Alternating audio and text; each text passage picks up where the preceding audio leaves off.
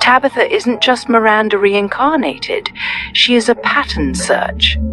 Did you know she dreamt of the 3 stones near the settlement when she was a little girl? This means Fromville doesn't just trap people, it tags them decades before they arrive.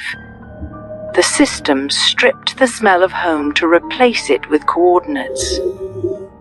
When Tabitha hugged Victor in the cellar, it wasn't a soul awakening. It was a severed wire reconnecting. We're exploring why the town values emotional contact as a decryption key and the terrifying reality that no one stumbles into Fromville. You are called home to a place you've never been. In Fromville, the air is deceiving. It's the first thing that goes unnoticed, as we're conditioned to fear what we see rather than what we can't smell. In any other part of the world, death has a distinct voice. Within 24 to 72 hours, anaerobic bacteria begin their work, producing putrescin and cadaverine, are compounds that hit the human nervous system like a punch. Yet here, after countless massacres, with organs left to dry on the pavement and blood soaking into the floorboards, no one ever gags or vomits from the odour. This isn't mere coincidence, it's a structural failure of time itself. To smell is to witness the cycle of life and death in motion. Decay is the universe's gear turning, it's proof that time is passing, that the earth is reclaiming what it once gave. But Fromville exists in a state of half-pause.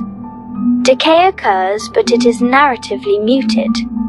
When a body doesn't emit a smell, it signifies that time hasn't genuinely touched it. This absence of smell is a strategic assault on human identity. The olfactory bulb is the only sense with a direct connection to the limbic system, the core of our emotions and memories. It's our visceral anchor. A single scent can transport someone back 2 decades in an instant, bypassing the rational mind completely. By stripping the world of smell, the fragrance of rain on parched earth, the warmth of wood smoke, the nostalgia of a home-cooked meal. This clothes used to smell like you. Now it just smells. It wasn't a romantic reflection, it was a diagnosis of memory erasure. Without that scent, the memory of a person becomes a hollow file, a visual without a soul. Miranda instinctively understood this. She draws because a drawing is a memory she can control, a static image she can stack to keep the world from de-rendering. Smell is uncontrollable. It's a soft memory that leads to home. People would cover their faces and curse the rot, but they would be witnessing the return of the genuine. In the beginning, there had been blood, too much of it. It soaked into wooden floors, dried in dark petals across kitchen tiles, and stiffened collars and sleeves. Bodies had been left overnight because there was nowhere else to put them. There had been torn flesh, open air and summer heat, and yet the air never transformed. No sweetness of rot, no thick metallic sourness curling in the throat, no swarm song of flies. The wind swept through Fromville as if it had forgotten its purpose. It passed over graves too shallow, over the forest floor where things had fallen, and carried nothing with it. Just coolness, just stillness. Tabitha felt it too, though she couldn't name it at first. When she held Victor in the empty cellar, something older than her own memory pressed against her senses. Not an image nor a voice, a sensation. It should have smelled of damp earth and old wood. It should have smelled of mold, history, and human fear trapped in stone. Instead, it smelled of nothing, like a breath held in suspense, and in that absence, memory began to stir. It didn't flood her all at once, it seeped in, like water finding cracks in dry ground. Not her life, but someone else's. Miranda's hands. For years we observed Tabitha, assuming she was merely playing a role, or perhaps channeling a soul from the past.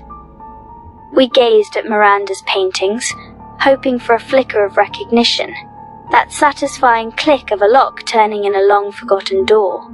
But that lock never turned, not back then. In Fromville, memory doesn't behave like an open book, it's more like an encrypted file, and the key isn't something you can see.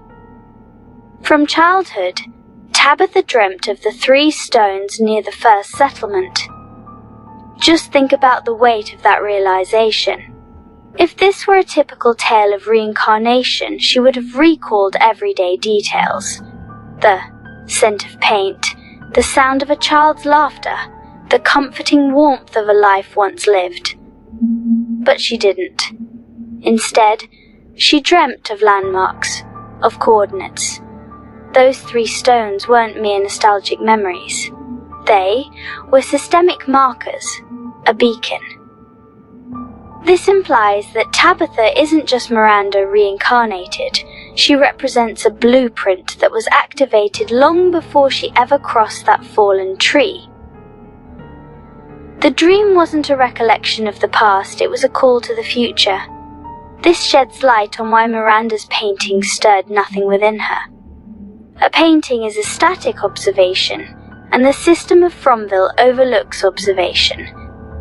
It craves intensity and demands the closing of a circuit. It wasn't until Tabitha embraced Victor in that cold, empty cellar, the living embodiment of the 1978 trauma, that the sparks finally ignited. In that embrace, 2 currents converged: the childhood pattern and the frozen archive. This wasn't a soul awakening, it was the reconnection of a severed wire. That's why the memories surfaced in flashes, sharp and fragmented rather than a smooth stream. The file was being decrypted in real time, under pressure, through the only medium the town values: emotional contact. The horror here runs much deeper than a simple ghost story. If Tabitha had these dreams as a child, it means Fromville doesn't just ensnare those who wander into its grasp. It identifies them. The dream of the stones suggests resonance precedes arrival, embedding the coordinates of their future failure in their sleeping minds. Miranda failed. The slot opened. The system sought compatibility and found a young girl, whispering the location of the stones into her dreams. This isn't a soul transferring from one body to another. It's a pattern searching for a new host. Fromville deprives its inhabitants of olfactory grounding, forcing memory to rely on trauma rather than tenderness. The one sense that could provide a pure, unfiltered connection to a past life. The memories Tabitha receives are distorted through the system's own lens. She isn't recalling her life, she's downloading the mission parameters of a role she was destined to fulfill. She isn't Miranda, she is the next iteration, the next attempt. The 3 stones aren't a grave to mourn, they are a destination that was hardwired into her mind decades ago. If this blueprint has been active since her childhood, then no one truly stumbles into Fromville.